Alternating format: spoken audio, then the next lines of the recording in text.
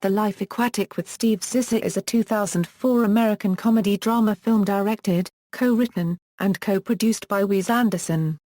It is Anderson's fourth feature-length film, released in the U.S. on Christmas 2004.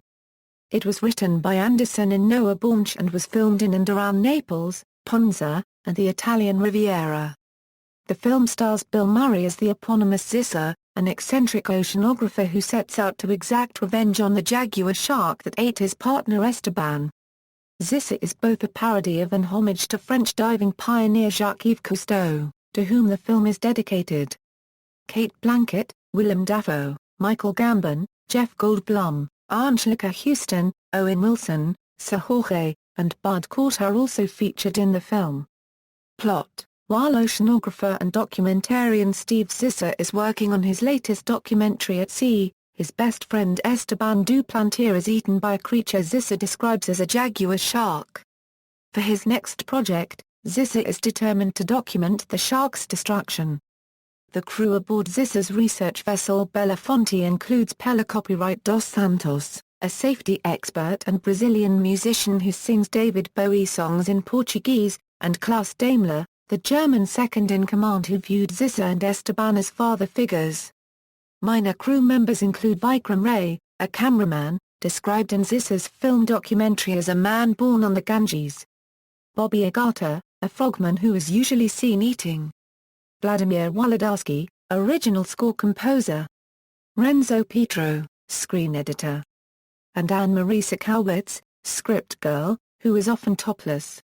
Team Zissou also includes a pack of unpaid college interns from the fictional University of North Alaska. Ned Plimpton is a polite Southern gentleman whose mother has recently died. He believes that Zissou is his father. After they meet at a film premiere, Ned takes a break from his job as an airline pilot in Kentucky to join Zissou's crew.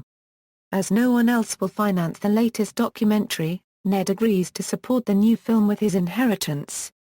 A reporter, Jane Winslet Richardson, comes to chronicle the voyage. She is also pregnant with her married boss's child. A rivalry develops between Ned and Zissou, both infatuated with Jane. Klaus also is envious of the attention Zissou pays to Ned. On their mission to find the Jaguar shark, the Belafonte crew has to deal with an attack by pirates. Sikowitz, along with all but one of the interns, jumps ship after the raid. The interns who leave receive incomplete grades for the course. The Belafonte crew launches a sneak attack on the pirates to retrieve their money and rescue a Bond company stooge, Bill Erbell, who had been hired by Zissou's producer Oziri Draculias. They also discover and rescue Zissou's nemesis, Alistair Hennessy, who is successful, suave, and rich, and was once married to Zissou's wife Elena. The crew is pursued by the pirates, escaping to the Belafonte on a fishing boat. They are forced to leave behind the pirate's dog Cody that Steve befriended after the pirates left it behind on the Belafonte earlier. While searching for the shark, the ship's helicopter crashes, injuring Zissou and fatally injuring Ned. Ned later dies and is given a military funeral.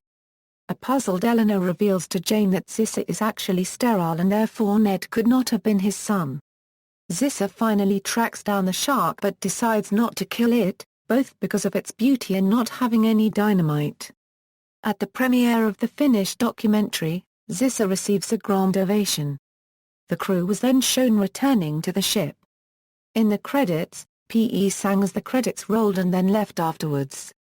Cast: Bill Murray as Steve Zissou, Owen Wilson as Edward Ned Plimpton Kingsley Zissou, Cate Blanchett as Jane Winslet Richardson, Anjelica Huston as Eleanor Zissou, Willem Dafoe as Klaus Daimler, Jeff Goldblum as Alistair Hennessy, Michael Gambon as Oziri Draculias, Bud Cort as Bill Erbell, Bond company stooge, Noah Taylor as Vladimir Wolodarski, Seu Jorge as Pela Copyright dos Santos, Robin Cohen as Anne-Marie Sikowitz, Waris Aluwalia as Vikram Ray, Matthew Gray Gubler as Nico, intern number 1, Antonio Monda as himself, Isabella Blow as Antonia Cook, Seymour Cassel as Esteban Duplantier. Production, literary inspiration, though the characters were inspired by such American novels as The Great Gatsby and The Magnificent Ambersons, the plot has been compared to Moby Dick. Writing about the metaphorical aspects of the film's setting somewhere in the Mediterranean, film critic Elena Past says that the underwater scenes, because they're central to the storyline, make the Life Aquatic similar in some ways to Respiro. Both films set out a Mediterranean state of being, where having left the security of land, the characters in both films are suddenly confronted with the precarious nature of human existence, as the films that depict them tackle the challenges of representing the submarine world. Music. The soundtrack to The Life Aquatic with Steve Zissou contains a style typical of other Wes Anderson films. Mark Mothersbaugh, a member of Devo, composed the score for the soundtrack as well as for many of Anderson's other films. The film also features many rock songs from the 1960s-1980s, and several instrumental pieces composed by Sven Liebrecht for the underwater documentary television series Inner Space. Additionally, the film and soundtrack feature Seu Jorge performing David Bowie songs in Portuguese on the acoustic guitar. Jorge, who also plays the character of Pela Copyright dos Santos, performs some of these cover songs live, in character during the film. The Life Aquatic is Anderson's first film to not feature a Rolling Stones song. Reception. Box office. The film was a box office disappointment with a total of $24,020,403 after 12 weeks in release, less than half its production budget. It took in a further $10,788,000 internationally, bringing the total gross to $34,808,403. Critical response. Critical reception was mixed, with a rotten 56% score on Rotten Tomatoes. The consensus states, The Life Aquatic with Steve Zissou is getting soaked by many critics, who call it smug, ironic and artificial. Still, others have praised the movie's sheer uniqueness, eccentricity and whimsy. The film has a 62/100 weighted average score on Metacritic, which translates to generally favorable reviews. Murray's performance was praised, and some critics predicted that he would be nominated for the Best Actor Academy Award. Anthony Lane, a film reviewer for The New Yorker, agreed with the conventional criticism of Anderson's deadpan style, that the underreaction of Anderson's characters used to be hip, but has now become frozen into a mannerism. He said that some stretches of action in the film are being lightly held within quotation marks, with an unmistakable air of play acting in even the most violent scenes. He also criticized the film's deliberately weird setups, which leave the viewer with the impression of having nearly drowned in some secret and melancholy game.